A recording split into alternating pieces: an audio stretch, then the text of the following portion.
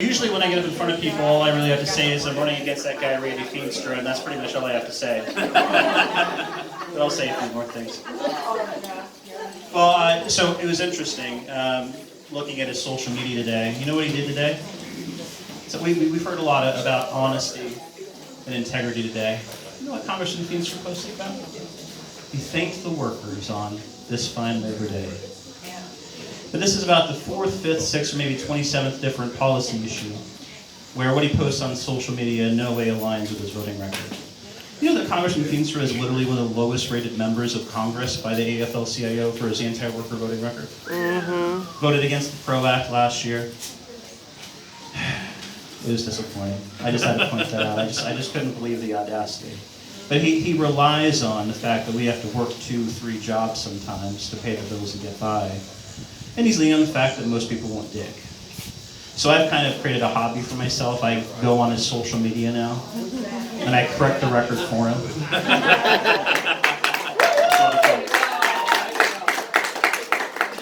But anyway, I'm Ryan Melton, 37-year-old father of 2 boys. Born and raised actually in Omaha, Nebraska. Yeah, I'm a Nebraska fan. Just feel sorry for me. We've got some Nebraska fans here, though, but feel sorry for me. I know that's not looking good. But went to Iowa State, earned my bachelor's in history and poli-sci, earned my master's in U.S. history from Kansas University, and now I work at Nationwide. I run a team of 19. I work from home in Nevada, in Story County, just east of Ames. So as far as why I decided to run, when JD announced he wasn't going to run for a 3rd time, my wife and I, our interest initially began quite simply as, oh, okay, who's going to run next, right? We didn't think it was going to be me. After some bi-monthly check-ins with those in the know within the party, it was clear that a name wasn't really emerging.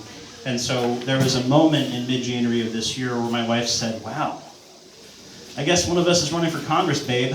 I was like, all right, babe, which one? She said, well, you handle BS a lot better than I do. You should probably do it. All right, I'll run for Congress. All right. So, but what I found is when you really run for the right reasons, people really respect you for that and lift you up and help you. And that's what I'm finding. So I'm really grateful to the volunteers that have helped the campaign. But what's my vision now that I'm running as a Democratic candidate for the U.S. House here in the 4th District? First off, having a master's in U.S. history, I can tell you all day, every day about the things that we, the people, have done through our representative democracy to fight the good fight and to bring positive change. I'm not naive enough to think that our representative democracy is perfect, far from it, right? But if we lose our representative democracy, we lose the mechanisms through which we can fight the good fight for the people. And right now, we're really seeing an unprecedented attack on democracy. And who represents us in DC really amplifies this threat. So Congressman Feenstra was asked a couple days after January 6th, he was asked, so what do you think about the people that stormed the Capitol? And he said, oh gosh, those are just some fine, wonderful people that just got carried away. He said that. Over 100 officers were hurt that day. People died that day. And that's what he had to say about that. He voted against the Trump impeachment. He voted against the creation of the January 6th committee. And then he gleefully accepted Donald Trump's endorsement in early June. At this point, it's pretty clear. An acceptance of Donald Trump's endorsement is a rejection of American democracy. Right. It's that simple. That's right.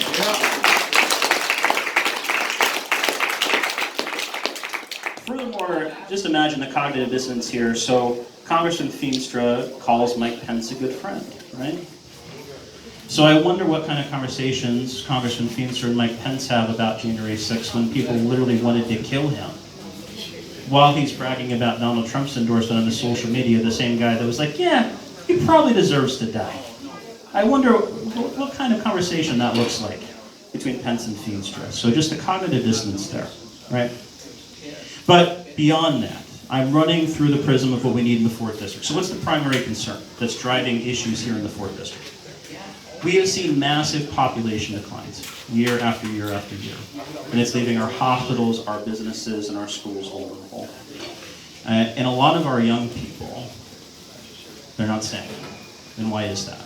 Well, it doesn't take a genius to figure out that as young people are taking inventory of what the social infrastructure is in our district, they're finding that they don't have an infrastructure to build a family on that can thrive. So more and more of them are leaving. And in turn, more of their parents and grandparents are leaving. because they want to be with their kids. I want my two boys to grow up here. I want them to stay here and fight the good fight here. So how do we make that happen?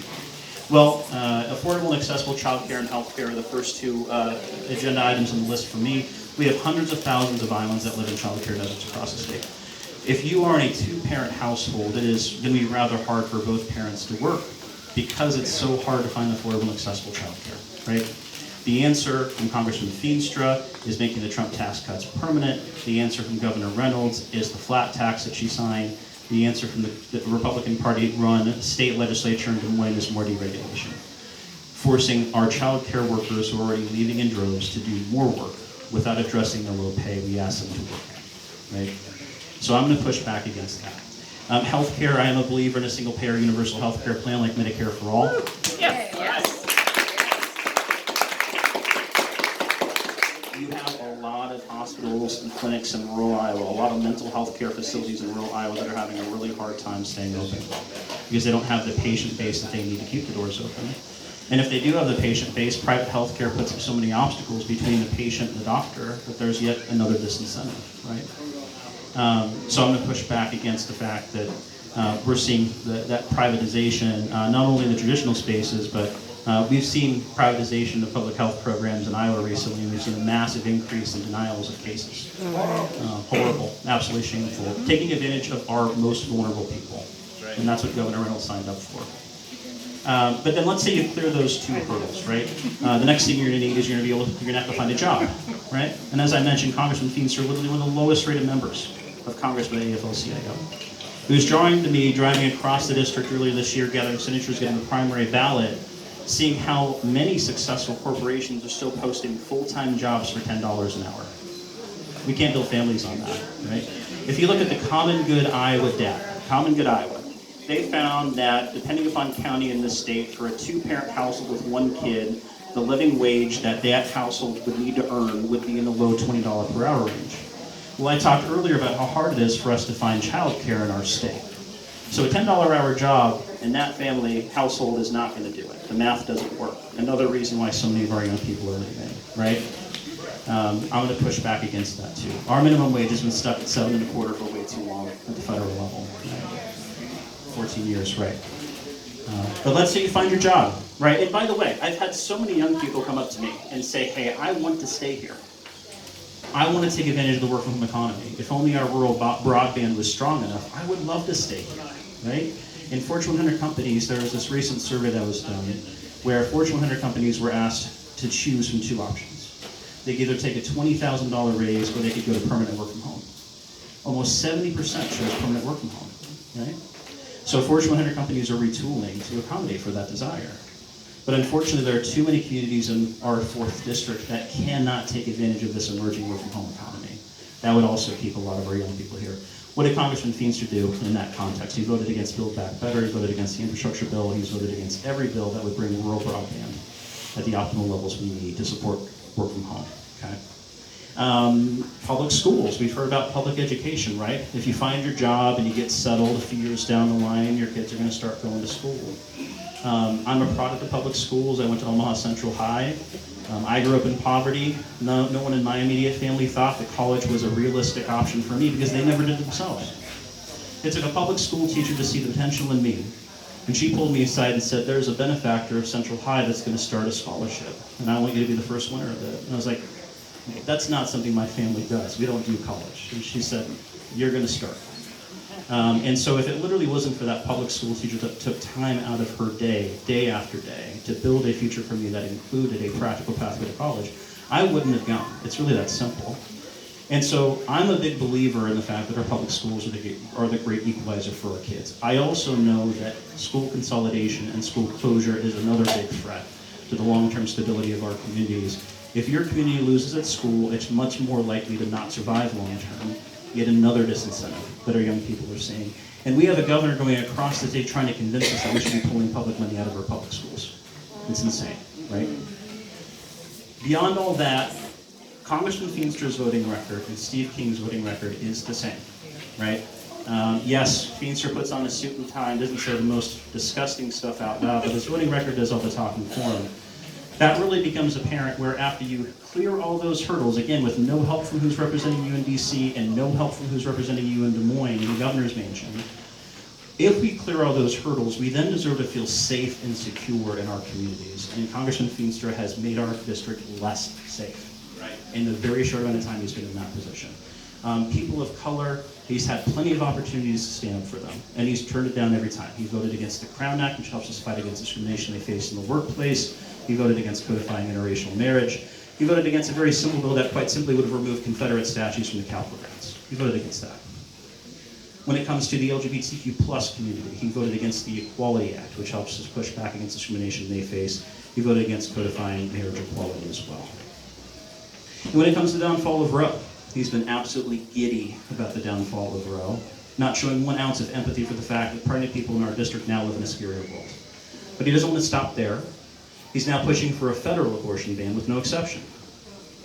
And people across the district have told me how jarring that is, how terrifying that is, how people are literally coming up to me telling me they are creating plans to never get pregnant. Because they know that the moment you do not have control over your body, the moment you do not have control over your reproductive rights, is the moment you have no control over your future. And people are saying in droves they will leave, considering who's in office and representing them, right? And then gun safety. You know, our parents and our grandparents should not be having conversations at the dinner table about gun safety. Even the most common sense, reasonable gun safety legislation, Congressman Feenstra has voted against. And why is that? He doesn't want to inconvenience gun owners. I've talked to Republicans and independents and libertarians and Democrats across the board, all gun owners from all sides of the spectrum, who would say the same thing. They say, I am willing to be somewhat inconvenienced if it means my kid is safe. Right? Mm-hmm. But instead, Congressman Feenstra brags on his A rating from the NRA and keeps on voting no, and keeps on making us less safe in this district. And then veterans. I think veterans are a really disrespected group because politicians often use veterans to cloak themselves in false patriotism. And Congressman Feenstra is no different. Congressman Feenstra voted against the automatic VA sign-up bill. A lot of our veterans, unfortunately, once they leave the service, they're not quite sure what benefits they're eligible for from their service. So there was an automatic VA sign-up bill that would have helped clear a lot of that confusion. He voted against that. He voted against expanding educational benefits for our veterans. But the most shameful of them all, I'm sure many of you have heard the PACT Act, the bill that President Biden recently signed that expands VA access for up to 3 million soldiers that were victims of toxic burn pit exposure. That bill was first on Congressman Feenstra's desk in March. He voted against it when there was no guarantee that bill was going to pass. But not only did he vote against it, he went on a radio program and absolutely trashed the bill, saying there's too much money, and that he supported the bill in the Senate that veterans advocacy groups across the board said was woefully inadequate. Right? July, the bill comes back in front of him in the U.S. House, and after dealing with months and months of blowback for his no vote, and seeing that, okay, it's going to pass now, he votes for it the second time, which I'm glad he did. But then he brags about his vote on his House website, right? And so someone on his social media said, hey, Congressman Feenstra, you voted against the PACT Act the first time. And this is the only time I've seen him respond on social media. He said, I was for final passage of the bill. No. You don't get credit for that when the bill was already going to pass by the time it came back to the House. We're not going to nickel and dime our veterans. We're never going to sacrifice it all for us. It's not going to happen.